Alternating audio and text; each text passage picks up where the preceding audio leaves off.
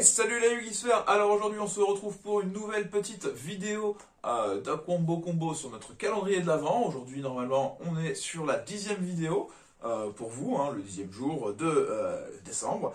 Et du coup la petite vidéo d'aujourd'hui ça va être sur Bataille de légende qu'on a commencé à ouvrir à Clermont avec Kevin. Si vous voulez revoir le début de l'ouverture des 6 premiers boosters, et ben, je vous invite à regarder la vidéo que j'avais publiée plus tôt.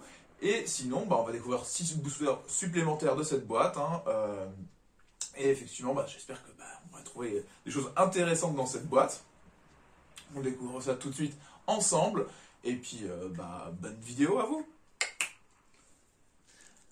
Alors c'est parti, on va se découvrir quelques nouveaux boosters de notre petite boîte Bataille de légende pour voir ce qui se cache encore en dessous, et voir si on peut trouver des cartes très intéressantes à vous montrer. Donc là on va découvrir Stone Edge, donc ça c'est une carte d'équipement qui nous permet de cibler un monstre avec 0 d'attaque dans notre cimetière, invoquez-le spécialement en position d'attaque, et si vous le faites, équipez-le avec cette carte. Et lorsque cette carte équipée par cet effet quitte le terrain, détruisez le monstre. Ouh, alors moi, tout de suite, j'adore. J'adore parce que tout de suite, moi vous avez déjà peut-être vu mes vidéos sur boîte d'amis, et effectivement, Stone Edge, du coup, permettrait de réinvoquer depuis mon cimetière boîte d'amis. Voilà, c'est un enterrement prématuré pour ma boîte d'amis, et potentiellement de dire que c'est même pas boîte d'amis que je cible par la suite avec une Scale Métamorphose, mais le Stone Edge, parce que ça change rien, parce que le Stone Edge détruira derrière boîte d'amis. Donc ça fonctionne déjà. Une très bonne carte pour un début.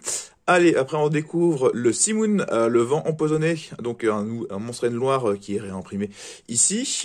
Le dragon de la rébellion aux yeux impairs, pour ceux qui avaient envie de rejouer un petit peu aux yeux impairs, effectivement là on a encore une nouvelle reprint du Xyz, qui peut avoir des mécaniques d'invocation un peu particulières, parce que vous pouvez normalement l'invoquer par pendule derrière, vu que c'est un Xyz pendule. Et on retrouve ici la bête cristalline Pégase Saphir, donc ça une très bonne reprint, très essentielle évidemment au deck bête cristalline, pour ceux qui veulent le jouer. En général c'était une des cartes avant, c'est plusieurs reprints maintenant, mais valait un petit peu à une époque. Oh, une Evil jumelle qui 6 kills, donc une petite Evil jumelle, ça fait toujours plaisir pour ceux qui aiment cet archétype. Je n'ai jamais eu l'occasion de le monter, effectivement j'ai échangé une partie de ces cartes-là à un ami parce que lui il avait vraiment envie de le monter, donc peut-être au pire je lui emprunterai son deck un jour pour vous en parler. Hop, et on envoie le booster suivant pour voir un petit peu. Alors la bête cristalline Mammouth d'ambre, ok. Complété. En plus, non, c'était pas le booster Mammouth, ok. Poupée de la malédiction du reflet. Oui, ça c'est la carte qui permet de swap les dommages, c'est plutôt pas mal. On l'a vu dans une autre case du calendrier. Une reprint de Mistral le tourbillon, donc très utile aussi pour les decks aile noire, éventuellement. Le point arc-en-ciel, évidemment, pour les bêtes cristallines. Et les villes jumelles, l'île là, donc une bonne reprint. Finalement, peut-être que si j'en récupère trop, je vais peut-être finir par me le monter moi-même, en fait. ce petit Evil jumelle, parce que moi je l'aime bien aussi, il est très joli. Le Hall Amazoness, une petite piège continue pour les Amazonesses. Lorsque cette carte est activée, vous pouvez prendre un monstre Amazoness depuis votre cimetière ou extra deck face recto, et soit ajoutez-le à votre main, soit, si c'est un monstre pendule, placez-le dans votre zone pendule. Et si un ou plusieurs monstres sont invoqués spécialement sur le terrain de votre adversaire, tant que vous contrôlez cette carte, tant que vous contrôlez une carte monstre Amazoness, sauf durant la damage step, vous pouvez cibler un monstre de l'adversaire, gagner des LP égaux à son attaque. Oh, c'est pas mal pour se protéger et puis regagner un petit peu de points de vie, et puis récupérer ses scales, ça c'est plutôt pratique, vu que maintenant on a des scales. Effectivement Amazoness, je vais sûrement me le monter aussi, maintenant avec la up, ça me hype un petit peu aussi. La lignée royale, donc une petite carte là, très sympa pour venir booster le deck Harlequin. Donc effectivement on a envoyé un chevalier de la reine, chevalier du roi et chevalier du valet depuis votre main et ou zone monstre face recto au cimetière, puis invoqué spécialement un monstre depuis votre main, deck, extra deck ou cimetière qui mentionne tous les chevaliers de la reine, roi et chevalier du valet. Donc ça c'est une plutôt bonne carte. Après, la ténèbres ultime, donc encore la magie de terrain pour les bête cristalline. Ah, le L noir brise le Zéphyr. Le Zéphyr, c'est bizarre, celui-là il me dit rien, donc on va le lire. Si cette carte est ajoutée depuis votre deck à votre main par un effet de carte, vous pouvez invoquer spécialement cette carte depuis votre main et non utilisable comme synchro, sauf pour l'invocation d'un monstre synchro. Oh, L noir, ok, c'est plutôt cool, mais il me semble qu'effectivement, moi je le méconnais celui-là, donc il me semble que c'est un petit nouveau, la brise le Zéphyr, donc plutôt cool, plutôt cool. Et derrière, on a la bête cristalline ultime Pégase de Saphir. Ouf. Alors ça brille bien. Ça brille bien, puis je pense que ça va bien venir aider le deck par la suite. Donc ça c'est, si Ténèbres Ultime n'est pas dans votre zone monstre, envoyez ce monstre au cimetière. Et si cette carte est invoquée, vous pouvez placer un de vos monstres bête cristalline ultime qui est banni ou dans votre main, ou deck ou cimetière face recto dans votre zone magie piège comme magie continue. Et si cette carte face recto est détruite dans votre zone monstre, vous pouvez la placer dans votre zone magie piège. Mais ouais, elle brille beaucoup, je trouve. Ah, effectivement, c'est peut-être, à première vue, effectivement, sa brillance, c'est peut-être une des petites, je sais pas si il y avait une Starlight de ce monstre, parce que c'est bizarre, c'est qu'il, ouais, il brille sur les bordures, oui, donc ça doit être une Starlight, hein, oui, ça brille plus, là, hein, on est, non? Ou c'est moi? Je sais pas, c'est bizarre. Je vais vérifier, parce que je sais pas, j'ai un peu les bordures qui brillent, ouais,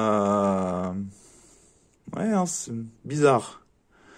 Ou alors c'est une... Non, ouais, non, ça va être... Ouais, non, ça va être une Starlight, hein, oui, ça... À la maison, on est d'accord, ça doit être une Starlight, ça. Bon, voilà, on va la mettre de côté tranquillement. Je revérifierai, puis je laisserai un petit message en fin de vidéo, une fois que j'aurai fait la vérification de ça, parce que bizarrement, ça brille beaucoup, hein. En tout cas, ça reste un monstre qui va être plutôt utile pour le deck, donc bon... c'est une bonne carte, Monstre des dés. Si vous contrôlez une carte avec un monstre avec un effet qui nécessite un lancer de dés, vous pouvez sacrifier un monstre, invoquer spécialement un monstre avec un effet qui nécessite un lancer de dés depuis votre main ou deck. Ça c'est cool. Ça c'est plutôt cool pour les decks D. Ça peut motiver à vraiment se intéresser. Moi ouais, j'aime beaucoup. Hop, donc on va remettre ça là, ici. Le G-Golem, chien des cailloux. Donc encore un petit G-Golem, donc si vous avez vu la première case. Mais donc du coup ça c'est plutôt cool aussi ce petit chien, parce que j'ai vraiment envie de m'y intéresser à ce deck Cybers, effectivement. Donc, je vais pas vous lire l'effet, comme je vous l'ai déjà dit. Je m'y intéresserai le moment venu, et vous serez au courant. Le cercle Salamandre Grande, qui est une petite reprint toujours pratique, hein, pour ceux qui auraient envie de remonter Salamandre Grande aujourd'hui, hein, parce que c'est un deck qui continue de fonctionner. Le Régine, l'étoile, coupe éclair. Ah, donc ça c'est plutôt cool. Ça effectivement c'est un nouveau petit monstre que j'aurais envie de voir un petit peu ce que ça fait. Il demande un monstre lumière guerrier de minimum niveau 5 plus un monstre terre guerrier. Donc ça c'est effectivement un ensemble pour aller avec tous les monstres qu'on a pu voir ces dernières années qui faisaient des fusions guerriers avec des niveaux 5. Et ça, j'avais déjà joué un petit peu, moi, dans mon Chevalier Ardent, à l'époque. Si cette carte attaque un monstre en position de défense, infligez des dommages de combat perçants. Et si cette carte combat un monstre de 100 niveaux, les dommages de combat infligés par cette carte à votre adversaire sont doublés. Ah, ça, c'est bien, ça punit un petit peu les Link et les Xyz, ça c'est cool, c'est rigolo. Durant la end phase, si cette carte est dans le cimetière parce qu'elle a été détruite au combat ou par effet de carte, et y est enterré ce tour, vous pouvez cibler 2 monstres guerriers de max niveau 7 dans votre cimetière, invoquez-les spécialement. Plutôt cool, plutôt cool. Ok, donc là, une petite bête cristalline ultime tortuisme et émeraude. Alors c'est bizarre, c'est qu'elle brille autant que voilà, là aussi elle brille sur les côtés. Alors c'est juste peut-être que le feuillage je le vois pas bien sur les Vigilmail. La secrète dépasse aussi. Ah oui, ok, non, ok. Je me suis fait une petite frayeur, on est d'accord. Oula. On est d'accord, j'ai dû me faire une petite frayeur. J'avais pas bien vu sur la première ouverture, vu qu'on était un petit peu dans le sombre, mais non, effectivement, c'est la secrète qui dépasse effectivement un peu plus sur les bordures cette fois-ci. Bête cristalline ultime tortue d'émeraude. Si Ténèbres Ultime n'est pas dans votre zone terrain, envoyez ce monstre au cimetière et une fois par tour, effet rapide, vous pouvez cibler un monstre face recto sur le terrain, changer sa position de combat.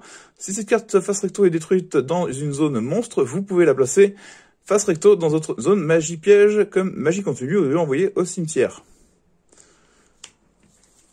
Bon, pourquoi pas, ça va venir...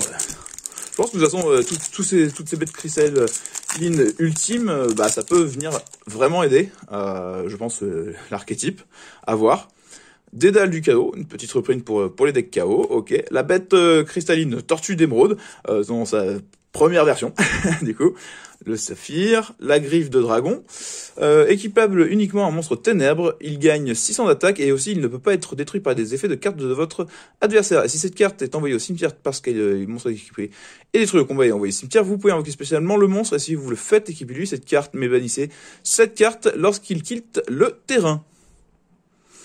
Bah c'est vraiment plutôt fort ça quand même, hein. Une bonne griffe qui nous fait revenir notre monstre derrière, c'est plutôt cool, j'aime beaucoup.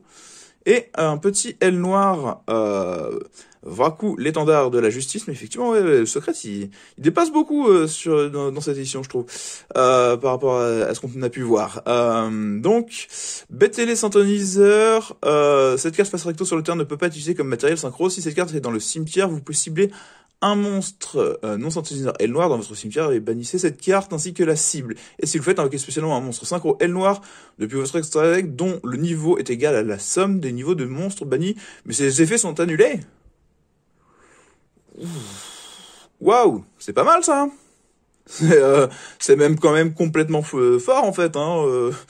Refaire un synchro après dans le cimetière en la bénissant, ça peut faire des belles loops, surtout quand on fait des synchro up. Ça peut permettre de faire une synchro up, une première, et en fait la refaire une deuxième fois depuis le cimetière, donc c'est plutôt cool. Ah, une petite reprint de la Dame Harpitoon. Bon, moi je préfère sa version collector, mais... Elle Noirgramme, l'étoile brillante, ok. Donc lui, il nous dit quoi? Dodabra est invoqué par synchronisation. Lorsque cette carte est invoquée par synchronisation, vous pouvez invoquer spécialement un monstre non synthoniseur et le noir de max niveau 4 depuis votre main, mais ces effets sont annulés. Ok. Boîte Gadget. Lorsque cette carte est toujours traitée comme carte monotonique, ok, ça on l'a déjà vu. Le saut hiérarchique qui est réimprimé ici. Et le mélangeur, ok. Mélangez un monstre héros élémentaire ou néospatien que vous contrôlez dans votre deck, et si vous le faites, invoquez spécialement un monstre héros élémentaire ou néospatien de nom différent depuis votre deck, et vous pouvez bannir cette carte depuis votre cimetière, mélanger depuis votre cimetière dans le deck soit un monstre néo-élémentaire et un monstre néospatien, soit un néo-élémentaire, puis piocher une carte. Ok, pourquoi pas, une bonne petite carte pour éventuellement booster les decks héros élémentaires et néospatiens, pour ceux qui auraient envie. Et effectivement, là, la secrète, elle dépasse pas, hein, c'est clair. On est d'accord, ça dépasse pas, là, vous le voyez pas, la caméra. Et moi, je le vois à peine, en fait. Sur les monstres, on les voit beaucoup plus, effectivement, le secret, il dépasse beaucoup plus sur les monstres de Mind Deck. Bon, voilà, donc petite ouverture sympathique pour continuer cette boîte. On verra la suite dans la prochaine vidéo qui sera publiée dans ces cases-là. Voilà. Bon, bah, cette première petite ouverture était pas mal, un petit peu de bug de ma part, hein, effectivement, vis-à-vis des secrètes en fait qui débordent un petit peu au niveau du foilage sur la carte, mais bon, ça arrive, hein, c'est les enjeux du direct, et effectivement, du coup, voilà, c'était juste cette petite nouvelle case. Moi, sinon, je vous souhaite de bons duels, une bonne journée, et à demain!